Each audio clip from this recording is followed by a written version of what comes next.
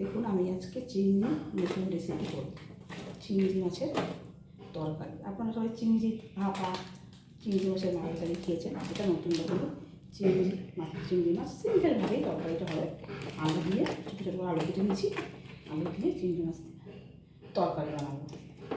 দেখুন কড়াইতে তেল দেওয়া আছে, তেলটা গরম হতে করে চিংড়ি মাছগুলো হালকা করে ভেজে নিয়ে তুলে তারপর তরকারিটা বানাবো।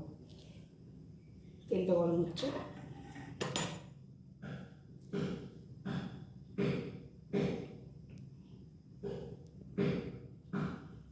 মাছটা হালকা করে দেখুন ভেজে দিয়েছি।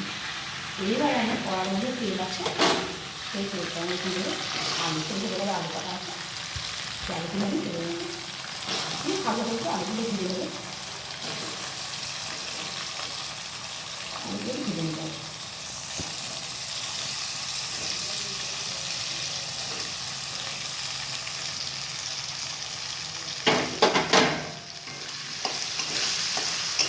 আলুগুলো একটু হালকা একটু ভেজে নিতে হবে।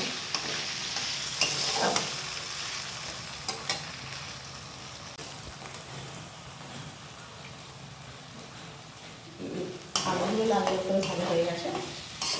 এবার আমি দিয়ে দেবো মধ্যে পেঁয়াজ কুচি, কুচানো পেঁয়াজ পেঁয়াজগুলো ভেজে নিতে হবে হালকা আলুর সাথে লাল লাল করে ভাজতে টাইম লাগবে। 2 মিনিট আছে, আলুর সাথে পেঁয়াজটা ভাজা হয়ে যাবে।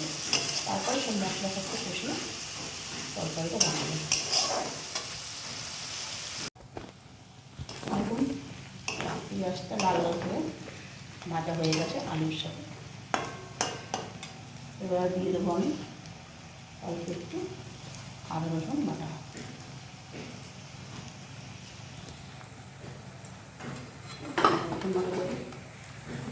টমেটো কুচি দেবো,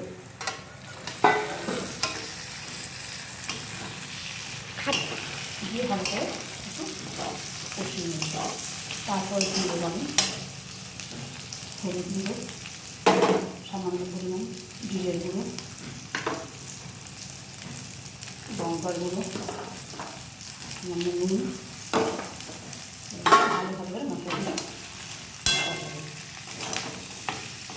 কষাতে প্রায় মিনিট কত টাইম লাগবে মশলাটা কষাতে।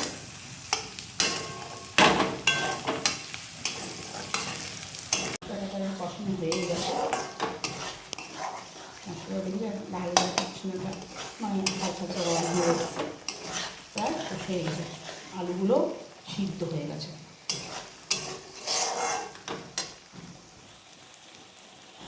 এবার দেখুন মাছগুলো সিদ্ধ হয়ে গেছে, মশলাগুলো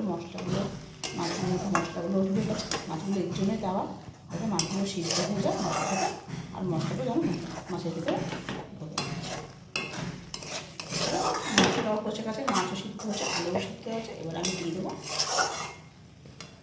1 বাটি মতো হালকা একটু জল, বেশি না।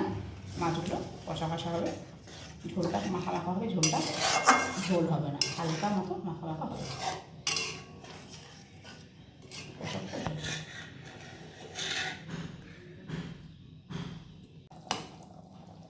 দেখুন ঝোলটা প্রায় হয়ে গেছে, ঝোলটা আমি নামিয়ে দেবো তরকারিটা। তার আগে একটু দিয়ে দিলাম সামান্য মিষ্টি।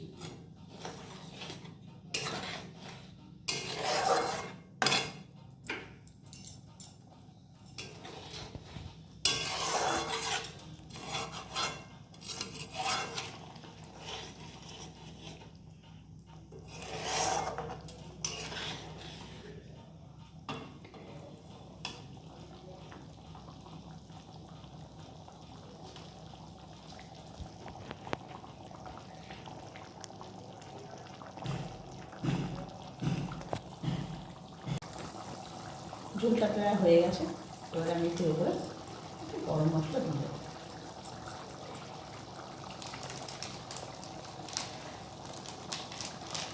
হয়ে গেল আমাদের চিংড়ি মাছের তরকারি। এবার একটু ঢাকা দিয়ে দেবো, ঢাকা দিয়ে এই দেখুন হয়ে গেছে আমাদের চিংড়ি মাছের তরকারি। প্লিজ বন্ধুরা পাশে থাকবেন, ভিডিওটি ভালো লাগলে সাবস্ক্রাইব করে দেবেন, লাইক কমেন্ট শেয়ার করে দেবেন।